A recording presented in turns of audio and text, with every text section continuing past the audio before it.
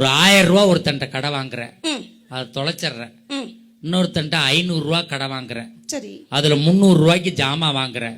மிச்சம் எவ்வளவு இருக்கும்? 200. 1000 ரூபா கடை வாங்கினவன்ட்ட 100 ரூபா கொடுத்துட்றேன். 500 ரூபா கடை வாங்கினவன்ட்ட 100 ரூபா கொடுத்துட்றேன். இப்ப 1000 ரூபா கடை வாங்கினவனுக்கு எவ்வளவு கொடுக்கணும்? 900 ரூபாய். 500 ரூபா கடை வாங்கினவனுக்கு எவ்வளவு கொடுக்கணும்? 400 ரூபாய். 900 400 எவ்வளவு? 1300. நீ எவ்வளவுக்கு ஜாமான் வாங்கின? 300. 1300 300 எவ்வளவு? 1600. நீ எவ்வளவு கடை வாங்கின?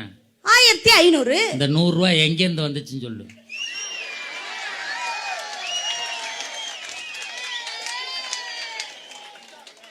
நம்ம டீம்னே ஆம்பளை தானே அவரு, அப்புறம் தட்ட தானே செய்வாரு. எந்த டீமா இருந்தாருன்னா அண்ணே, நான் கணக்குல குழப்பம்லாம் இல்லை சார், தெளிவா தான் கேட்கிறேன்.